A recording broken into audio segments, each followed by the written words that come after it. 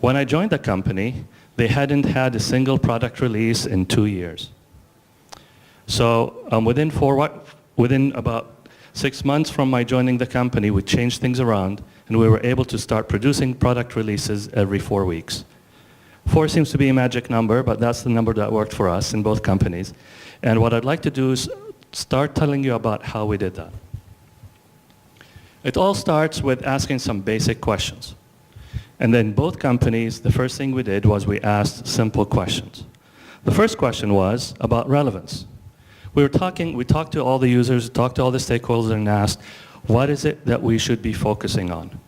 How do we make sure that the team is focused about the important stuff and what is really important? And how can we make ourselves focus all our efforts on only the things that matter and not focus and not do anything that is not important? The other question we asked was about quality. What is the quality of this product or service that we're providing? Are we providing the best we can? And how is quality impacting the things that we deliver? The third question we asked was about the team. What is our team like? Are they working like a team? Can we make the team produce better? Can we all work in a way that we can be more effective? And practices. I think the keynote speaker referred to those as rituals. Rituals and practices are about the same thing. It's about what are the things we do on a daily basis that become habits that make us become more effective. And last but not least is the platform. What is it we're building all this those systems on? How can we build platforms that allow us to change and adapt and make things work?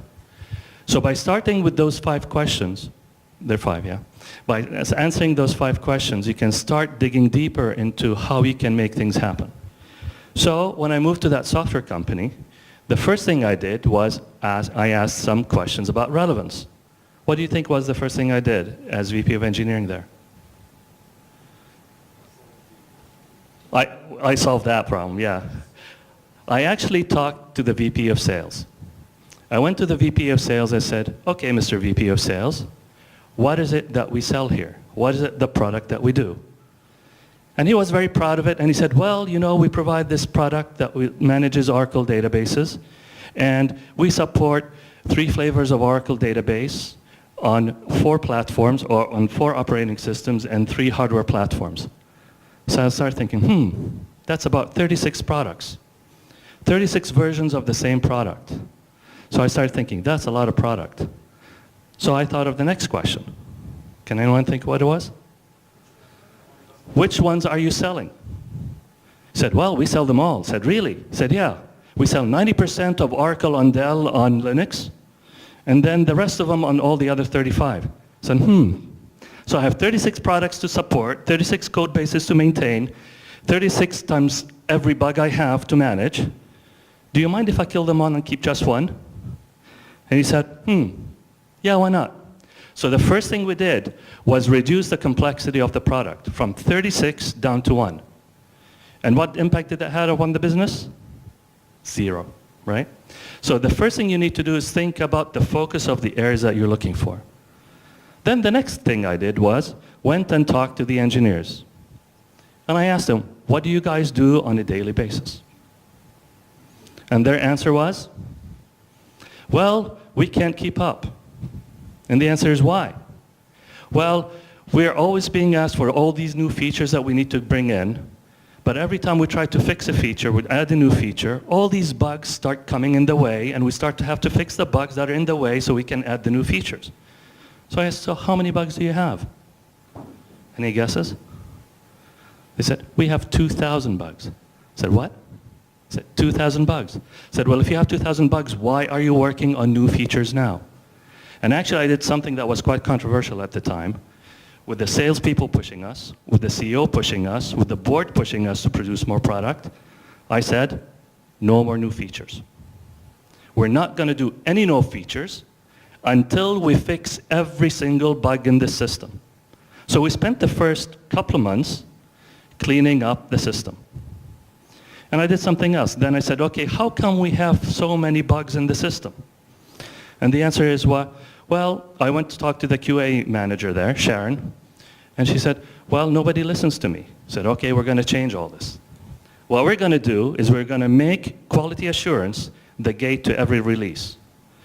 In one of our meetings, I brought Sharon to the front and said, guys, ladies, Sharon is your release gate. If she's not happy, your product doesn't go out. So the first thing we did was make sure that QA was the sole decision maker for every release.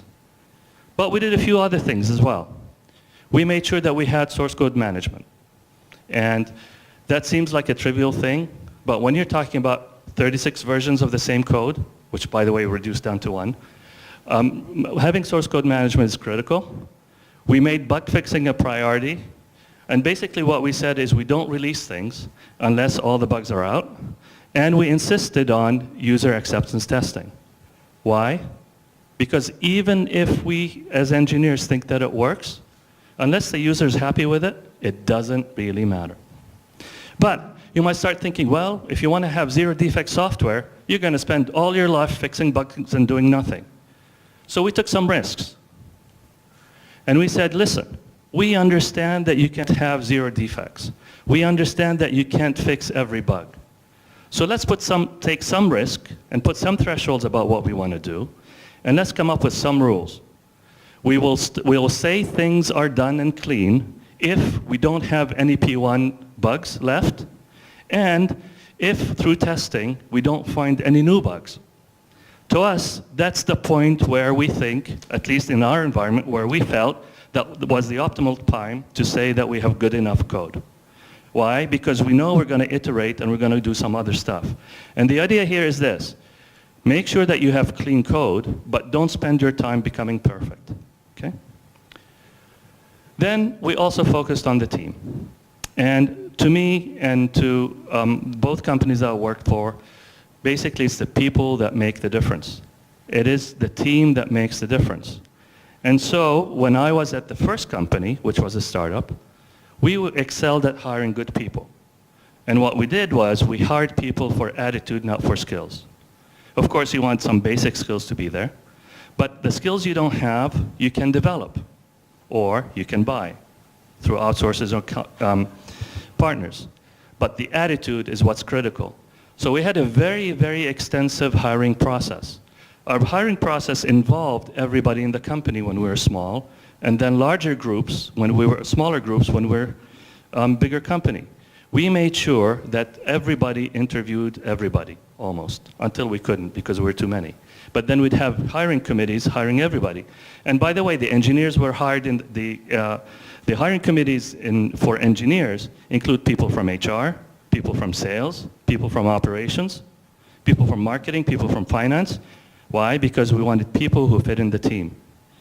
The other thing we did was we focused on building relationships between the individuals we have. It doesn't mean that we wanted people to marry each other, but we wanted people to work with each other. So a lot of the work I did as a leader was spending a lot of time talking to people, understanding the issues between them, and helping them working it out so that people could work better together. But at one of the board meetings, again, that same board member who made us change the whole system told us one thing. He said, guys and ladies, you guys have built a great team. You've built a great company. In 2 years, you've hired more than 200 A-plus people. That's an amazing achievement. Well done.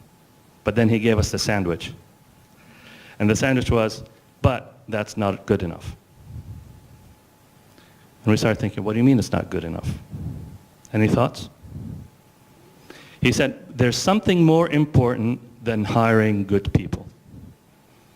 And that is getting rid of people who don't fit very quickly. And that's a very, very hard thing to do. People who don't fit are not necessarily bad people.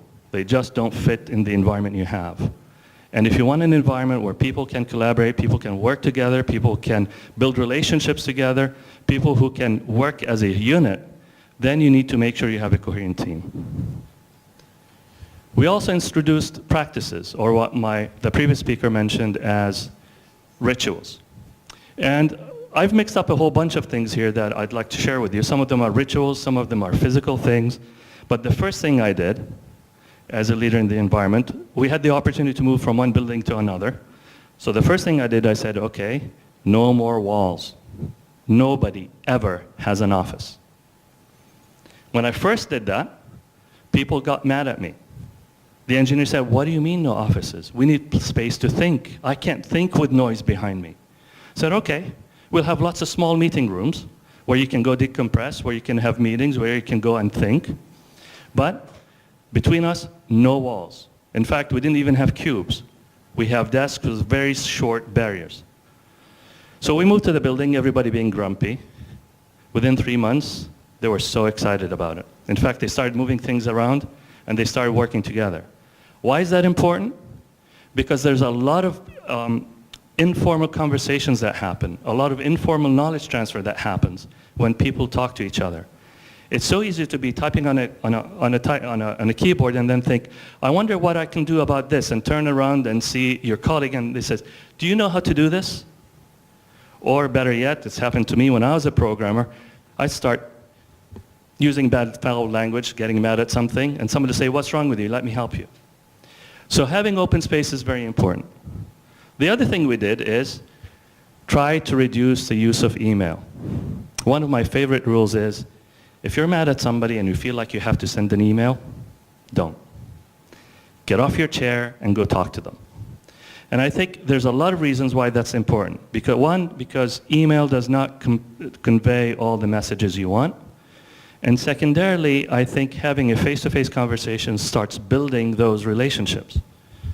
I have a confession. I learned this rule the hard way. Back in the 90s, when I was still a boy, I was still a baby actually, my father calls me up in the States from Lebanon and says, Youssef, guess what? I just got email, send me an email. So I sent him an email. Hi Dad, I'm glad you have email, love you, talk to you soon, love, Youssef. Next week, I called him. So my mom answers, oh, he's sleeping. So I called him the week after. Oh, he's out walking. I called him a week after that. Oh, he's not at home. By the fourth time I called, my mom said, listen, Youssef, I have to confess something. Your dad is mad at you.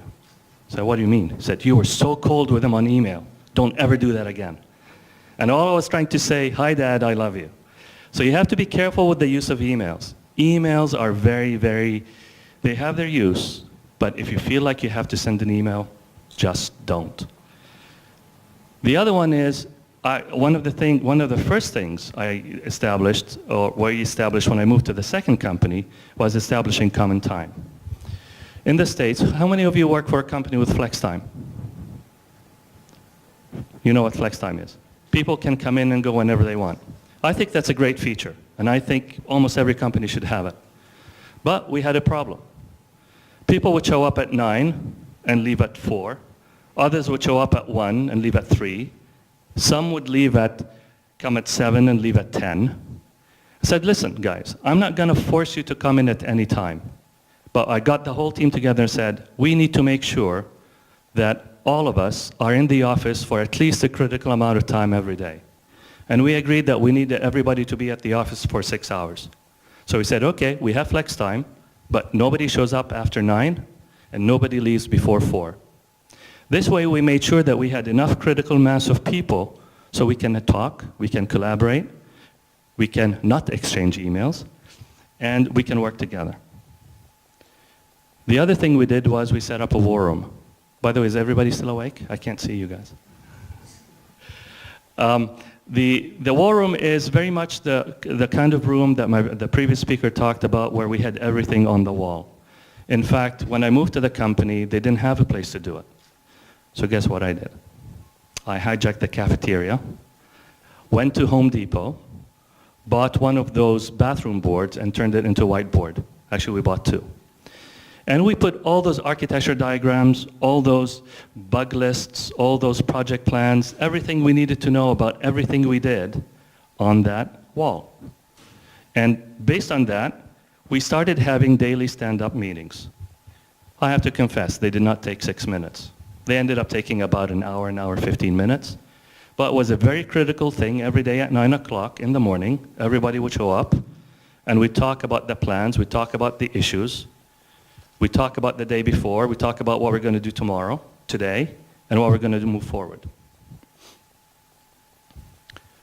And most importantly, we got buy-in from everyone. Everything we did in engineering had the buy-in from everyone else in the company and all the stakeholders. And like the previous speaker, the stakeholders are not just we people involved in the project. To me, stakeholders are anybody who can influence the progress of the project. They could be a client, they could be the lawyers. Any lawyers in the room? I have a confession. I used to call the lawyers, by the way, the legal department, the BPU, Business Prevention Unit. But good, no lawyers. So the point is we got stakeholders. And how do we get the stakeholders to be involved? Counter to what Agile likes to say, we had a lot of committees. And the reason we had committees is because we needed to make sure that we had consensus, we had buy-in from everything we do. Were the committees involved in everything we did? No, but the committees were involved in at least prioritizing the things we wanted to do. But there's a trick, and the trick is, I made sure that I chaired every committee. Why? So we can help move the direction forward. Because if you don't chair the committee can start going in circle. Now, so I was being biased. I knew where I wanted to go. I got the buy-in from the people. I got their input. But in the end, somebody has to drive the committee forward. We also made sure that on the committee, we had the people that complained the most. I don't know if there's an American expression, keep friends close and enemies closer. You want the people who are going to object about your project, the people who are going to stop your project, involved as early in the project as possible. Why? Because if they have a problem, I'd rather find it now than find it just the day before I release. And by the way, one of the things I've discovered is if you get people who object all the time early and you convince them, they're your best ambassadors. They can start defending your project much better. And the way I did all this was walked around and drank a lot of coffee. So actually, they used to ask me at Inflow, the first company, say, so what do you do all day? Say, I walk around and drink coffee. What I mean by that is a lot of what you do in engineering, in software development, in product, in anything you do, is about relationships. It's about building those trust and making sure that people understand and making sure that you understand what people need. And the only way you can do that is by interacting with people. And the only way you can interact with people is to see them, shake their hand, talk to them, drink coffee with them, or tea. One of the key things with it, you asked, one of the questions I raised at the very beginning, and you're probably wondering, why 4 weeks? Well, in our cases, it was by design. The key thing here is that, just like the previous speaker was talking about, instead of being driven by requirements, instead of driven by features, we used to say, we're going to provide a deliverable in 4 weeks. What can we put in those 4 weeks? And when things started running late, what are the things we can drop out to maintain the 4 weeks? 4 weeks were the two magic numbers for the two companies, but it doesn't have to be for you. You need to, guys, decide what that magic number is. And what you really need to do is, instead of designing by features and scheduling by features, schedule by time boxes. Time box your deliverables. Say, we're going to deliver by this date, and then when you have to compromise on the features. How do you compromise on the features? You compromise on the features by 1, checking what's relevant, back to the first question, and 2, getting buy-in from the stakeholders that this is okay to do. And all that takes is a lot of walking, a lot of coffee. Okay? The other thing we did was we built our project plans based on resources and not based on tasks. The standard way of doing project planning is you list a whole bunch of tasks and the times, and then you assign resources to them. The challenge with that method is that if you have resource constraints, you don't know where they are, and you can't play around with them. So what we did was we flipped it around. We put the individual resources here, and by the way, those could be people, or they could be teams. They don't have to be individuals.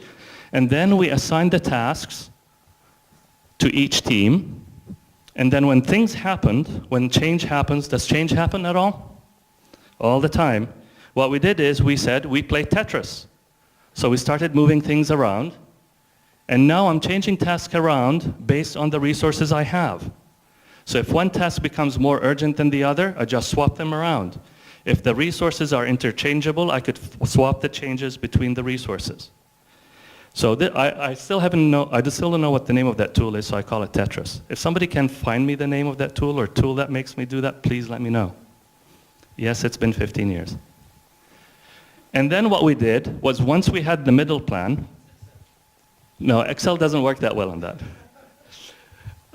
We use Excel though. But the other thing we did was back on the board in the war room, back in the daily startup meeting, we manage those projects, we manage those plans on a daily basis. So every Monday, everybody on the team, before the daily stand-up meeting on Monday, everybody was required to go and put in the tasks on the chart for what are they going to do every day of the week. And every day at 9 o'clock, we'd sit down, we'd say, what did you do? What do you need to do? What's the help you need to get things done? So it's not just about putting plans, but managing them on a daily basis. And we managed them on a daily basis, and all it took was an hour and 15 minutes a day in the beginning. Towards the end, it was a 15-minute meeting. Never 6, but around 15. We also took risks in decision making. One of the things that software engineers love to do is go into what I like to call analysis paralysis. We spend a lot of time building and thinking and analyzing the requirements, trying to think, what is the plan? We spend more time planning and less time doing. Everybody know this guy? Colin Powell has a whole bunch of leadership rules. One of my favorite rules that he has, he calls it the 40-70 rule. Has anyone heard it? It's not 40, by the way, 40-70 doesn't add up to 100, and it's for a reason. Some of the guys who work with me know that rule. The 40-70 rule is a rule to help you make decisions quickly. And basically what Colin Powell says is the following. Once you've gathered enough information to guarantee a 40% chance of success, execute. If you've waited to collect enough information to guarantee 70% chance of success, you've waited too long. So the idea is to have enough information so you have somewhere between 40 to 70% chance of success. And once you have that, make a decision and move on. Why? Because change is happening faster than we can manage. And there's nothing we can do to, even if we were 100% thinking that we're going to be successful, as we start the project is going to change. So if I wait until I'm 70%, I've waited too long. So take a risk and be ready for making changes. So a key part of decision making is make sure that you have enough information so you can get started, not too much information so you're stuck with what the decisions you've made. And we also used the 10-minute rule. And one know what the 10-minute rule is. The 10-minute rule is the following. If you're stuck on a problem for 10 minutes or more, escalate, ask a question, seek help. So don't be shy to ask for problems. You're in trouble if you're stuck for more than 10 minutes and you don't ask for help. Now, you can change that 10-minute rule to 1 hour. You can change it to 2 days. It depends on the context that you're playing with. But the bottom line is, don't be afraid to escalate. Don't be afraid to ask questions. And make sure you do it quickly. The 10-minute rule worked very well for us in both companies because we were startups, we were moving fast, and we wanted 4-week cycles. So the general rule was, if somebody was stuck and had a question, was stuck on an issue for more than 10 minutes, they better escalate or ask for help. We also, I think that's typical ritual in Agile systems. We basically created a hands-on environment. We teamed up developers with business owners. We used workshops to develop code, and we put prototypes in the hands of users as fast as possible. Why? Because by having the business owners help us develop, by making sure that we are collectively developing things together, and by putting systems in the hands of the users, we could get much more feedback about what's needed and what's not, what works and what doesn't. Because as everybody knows, the business users never know what they need or what they want, and they won't know what they need or what they want until they start using it. And we trained, but it doesn't show here. But all of this talk was about rituals, it was about relevance, it was about quality.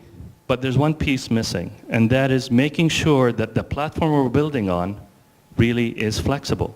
Because if we build software or systems that are not flexible, then everything we do will just not work. So we used some key principles in developing those systems. The first one was pick a standard. One of my colleagues used to say the beautiful thing about standards is there's so many to choose from. There are many standards, there are many platforms. There are many ERP systems. There are many calendar systems. The bottom line is, I don't care which one you pick, but pick one. At the company that we built the complicated system, we decided that we're going to use MS SQL. We're going to use a Microsoft environment. We're going to use a web-based environment. So all our decisions were based on, is it MS Microsoft compliant? If yes, will it integrate Microsoft systems? If the answer is yes, then we picked it. The other one was focus on integration and not on creation. The idea here is that you can do much more if you can integrate systems, and you can get more flexibility if you can modular systems and integrate them instead of basically customizing and creating custom code. And the way we did that, we followed a few rules. Buy what you can, build when you have to. Again, focus on integration, not customization, but only buy when you can't use what you have. Otherwise, you'll have a billion systems. So minimize the numbers of systems you're buying, buy instead of coding, and focus on integration. And of course, only buy systems that you can modify, remove redundancies. We took a lot of effort in trying to make sure that basically we didn't have overlaps between the systems we have, and that every single piece of data that we entered got entered and stored in one and only one place. In fact, we went a bit too far, I think, but again, that was 15 years ago. What we really did is, for example, we had a CRM system, we also had an accounting system, and they were all integrated as part of the big system we did. Well, CRM systems have customer information in them. So does an accounting system. So does a workflow system. By following this rule about removing redundancies and ensuring single points of data entry, what we did was, in addition to integrating the systems, we made a decision that all customer information has to be entered and stored in the CRM system. So we actually went to the accounting system and disabled the contact information capability in there. So if you wanted to enter customer information, you only entered it from the CRM system. That did two things. First of all, it maintained data integrity, but secondarily got used to people started thinking, the end user started thinking in terms of, okay, if I want to do this kind of job, I use this system. If I want to do this kind of job, I use this other system. And one of the things I'd like to say we did, we designed systems backwards. Again, we're trying to say, what is the value of the system we're building? In our case, when we were trying to change the invoices, we were trying to change the invoice. So where did we start? We started with, what does the invoice look like? What does it look like to bill somebody in advance? What is the output? We started with the output, trickled that down to if that's the output, what are the processes that are needed to generate this output? And for these processes, what are the inputs you need to enter through this process to generate the output? So if you design it backwards, you can start doing things much faster. And we measured everything we did. Everything you could think of, we kept metrics on. Everything you could think of that made sense, we tracked. This is an example from another company I worked for, where the important things for us were customer service, relevance, reliability, agility, best practices, and preparation for the new campus. And by measuring those and going over them on a regular basis, everybody gets focused around the objectives we're trying to do. So by making sure we track them on a regular basis, customer service was important to us. So how are we doing this month? What are we going to do next month? How are you doing this week? What are we going to do about it to improve it is important. But what's really cool, or maybe weird, depending on your perspective, we didn't only measure things that are measurable. We measured our team values as well. We wanted to make sure that our team is working really well together. And the core values for us were not just words, they were important things for us. So we actually even measured things that you can't usually measure, like accountability, integrity, transparency. And we'd ask each other, how are we doing against that? So the question is, how do you measure that?